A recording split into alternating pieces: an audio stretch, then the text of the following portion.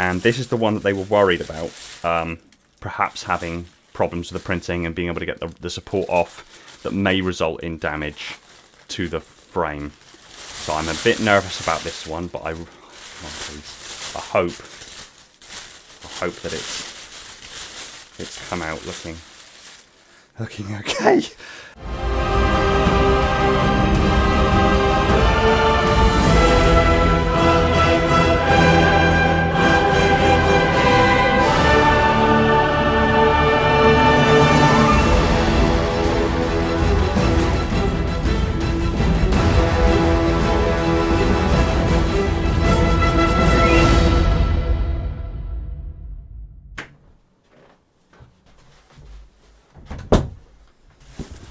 Well, this is a pretty breakthrough moment. Hey everyone, welcome back to Installation 00, and yeah, this is a pretty significant moment. A while ago, I sent off the frame, the internal frame for the MJOLNIR helmet, to a company to have it 3D printed in Aluminium 7075, aircraft's grade aluminium. And there was a bit of a back and forth between me and this company because their technique for printing in aluminium is slightly different from the one that I was familiar with. Their technique of printing is very similar to the way that resin 3D printers work. So it actually has a build plate, and it sections the model that you're printing into thousands of slices, and then it prints the first layer, including support structure, so like rafting and scaffolding to hold the model in position. The technique that I'm familiar with is actually printing clear on a powder bed. So it would again section the model into individual slices, but it doesn't need the scaffolding to support it because the model itself remains supported within the bed of powder. The powdered metal, so you don't need any scaffolding and support structure.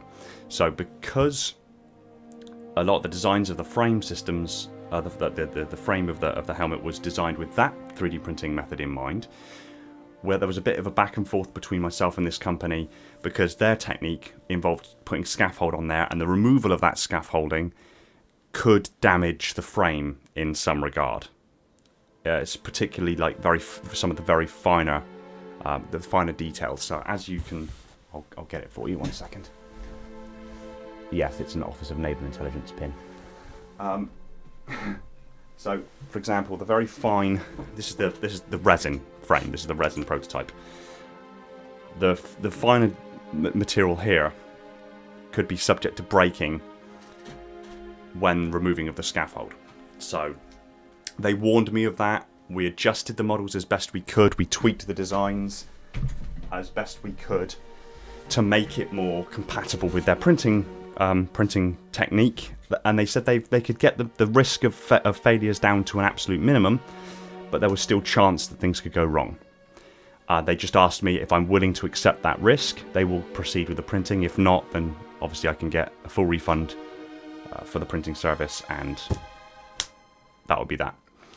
As it was, I took the risk, and we're about to find out whether or not that paid off. So this has just arrived. I've opened the box just because a lot of the components were just buried in, packaging peanuts. So it was difficult to sift through and find the smaller components, but I found them all. They're all like wrapped in their own tissue and things like that. But I haven't looked at any of these components yet. So now I found all of them. We're now going to look and inspect the components to see if they match up well enough with the original design. And we'll go from there. So let's see what we've got. So first things first, we've got quite a small component here. Okay, so these are the cheek boxes. Again, these have been 3D printed in aluminium 7075, so they're, solid metal. They have a satin finish. They were shot blasted after they were printed. So they were printed, taken off of the bed, the scaffold was removed, and it was deburred.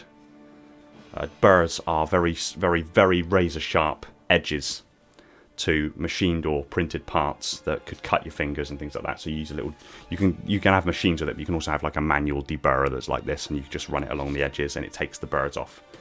So they've been deburred, and then they've been shot blast, which is where you put small particles of ceramic or metal or sand into a, basically almost like a reverse hoover, and you blast the part with these fine particles, and they slightly smooth out and slightly harden the exterior surface. So these are the two cheek boxes, which actually go, oops, that way round. We've obviously got the holes already tapped in it for, they need to be threaded, so I've got the threading tools here to be able to thread these. So they would go either side here, so they're looking good. They're pretty much, as far as I can tell, exactly to spec. So credit where credit is due, rather, there. Yeah, 3 mil, 3.05 mil, so it's minor tolerances, 3 mil. And just check the holes. 8.5, that's fine. And then it should be, yeah, that's perfect for threading. Right, so first component, excellent. That's a good sign. Long may it continue. What have we got next? So I think this is the brim frame. Yes, so this is a single brim frame. So this goes across the front of the helmet here to provide rigidity. Mainly from side compressive forces, and that maintains the overall shell. While I'm on the point, I have added a few components to the frame design to account for slight weaknesses in some of the directions of forces that could be applied. So there will be some components here that you haven't seen before in the resin version. So that's great. That looks pretty much perfect on spec. Again, we've got these fine tapped holes to be able to be threaded. That's great. What else have we got here? This looks to be this is the occipital frame. The occipital frame is the frame that comes, it joins at the back here on two sides and comes round to here, and that joins then to the cheek boxes. So we have one here, and that is, I'm really impressed that they've managed to get all of the scaffolding and everything inside. They must have printed it a slightly different orientation. I'm just trying to ascertain what orientation they printed it in, because usually you can see where the scaffolding's been removed. But I've got to admit, I'm really struggling to identify where they've removed it. So whatever they've done is exceptional work. Of course, I've added in a few other additional connection points, because obviously this originally was one single piece. One single entire piece, but printing would make that difficult, so I changed it. I split the model down the center, and we've made these joins here, which are sort of inlaid into the material itself, and there's little boxes that can be connected in, little units that can be connected in to connect those two halves.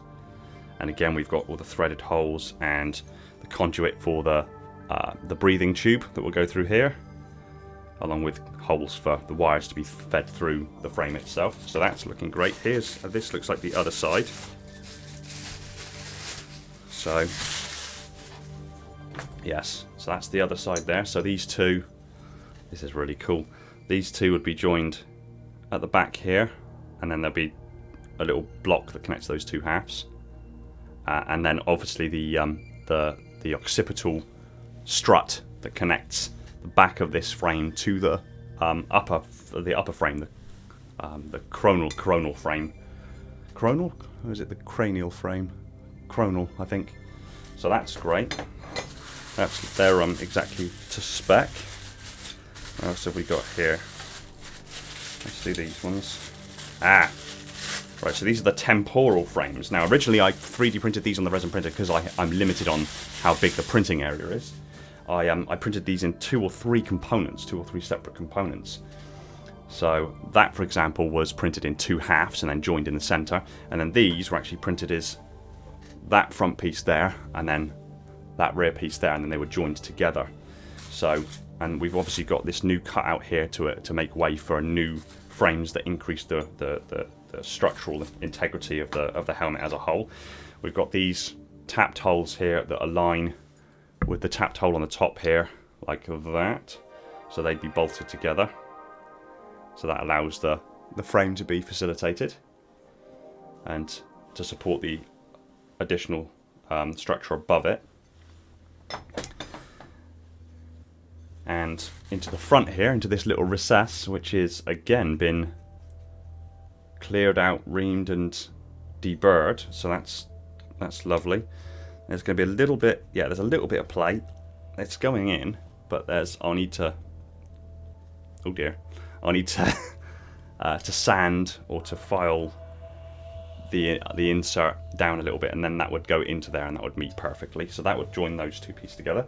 They look pretty much perfect to spec. Again, this is the benefit of modeling something yourself, or myself and Maker modeling this this frame ourselves. We're intimately aware of all of the profiles, the individual cuts, the hole sizes, where things are supposed to connect, so it's immediately evident if there's something wrong. So this is really boding well. So these are the temporal support struts. This goes between these pieces and the occipital piece. So I've probably picked up the two different halves, haven't I? I have. There we go. So that, again, like I said, joins at the back here, and then into that little recess just here goes the occipital, the temporal strut. So that actually inserts in there. So again, I'm going to have to sand a little bit. It will slide, it's starting to slide in, see? But I'll need to sand that so it goes in entirely, and then that mates up perfectly with the screw hole at the top there. And that provides, there you go. So that's looking good. So again, a little bit of minor filing or sanding just to get it into tolerance, into perfect tolerance. Obviously there was going to be some minor discrepancies in tolerances and things like that, but hey, this is already looking good. The mandibular frame. So sorry, let me just get this all out of the way. It's a bit noisy. So this is part one of the mandibular frame. Where's the other part? Is that the other part? That's the other part. Yes. So here we have the mandibular frame. So mandibular being front portion of the frame, arguably probably the most recognizable part of the frame. So these two, again, I've made these recesses in the back here that join together, because again, this was originally one piece, but that would have presented problems for printing. So one piece, two pieces become one piece, and then that goes right about here, and you can see the torch modules already cut into these back places. That's where the high-powered torches go that, blind you as if you're staring at the sun. So that's looking fantastic. Just looking at the model now, I evidently forgot to put, there's two small drill holes here that are supposed to be here, or pilot holes here that would be tapped, that would allow the HEPA class 15 air filtration units to be connected to it, that would then hang and protrude down here. But that shouldn't be too much of a problem. I've got tool bits that are hard enough to drill through aircraft grade aluminium, so that shouldn't be a major issue. So that's great. The mandibular frame is perfectly to spec as well. Yep, I'm happy with that. I'm going to really enjoy putting all this together. What else have we got? So I think these are some of the newer components. No, that's not. These are some of the newer components. So these are quite simple and quite straightforward. So I was hoping that nothing was really going to go wrong with these. Yeah, these look fine. These look fine. So these are reinforcement frames that would go over the top of the helmet. Around that way.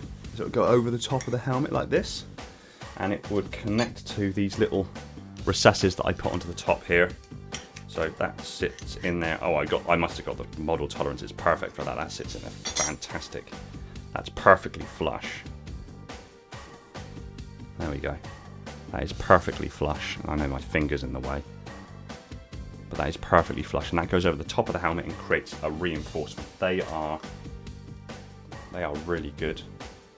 Like, you can actually even see, because obviously I modelled these just quickly as kind of it needed reinforcement. I needed some sort of structure to help add to the structure of the upper helmet. So I really quickly modelled them, and you can actually even see the polygons that I used to model it on the inner surface there, which is quite a nice touch actually. I could probably polish those out, but I'd be tempted just to leave them. So this is a breakthrough moment really for the helmet. What else have we? So this is another cross brace frame. So I extended. There was a bracket that joined the occipital frame to the upper coronal frame. A small bracket. I extended that small bracket. So originally it was only that piece like that, and that would join to the occipital frame at the back here, and then to the coronal at the top here. I've extended it somewhat. So that now actually rests directly over the top of the helmet like this. Okay, and again, like I say, the occipital frame would join in. So this is bolted through these outer set of holes here. It's bolted there, like that. And then the coronal frame of those 4 drill holes there, the coronal frame goes in there. And also connects again further forward here. That's specifically, I think, for the HoloLens mounting point. So we'll get to that in a second. I'm running out of space here on the desk. So that's a hand. Speaking of the HoloLens, here is the HoloLens mounting armature. And just looking at it, there might be a slight torsion on that. Very, very slight. Maybe it's been either bent during handling. Very, very slight though. Very, very slight. I should probably better correct that with a pair of pliers, something like that, I'd imagine. Oh, and one of those 2 sets of those holes there haven't been haven't been printed all the way through there. So they're supposed to go all the way through like those do on the underside there. See? So I should be able to relatively easily push those through. And again, all of those holes match up with those holes there. So that would mount there like that. And you notice this little gap underneath here that allows these reinforcement brackets just to effortlessly slide in like that. So again, this provides additional structure and rigidity to the frame.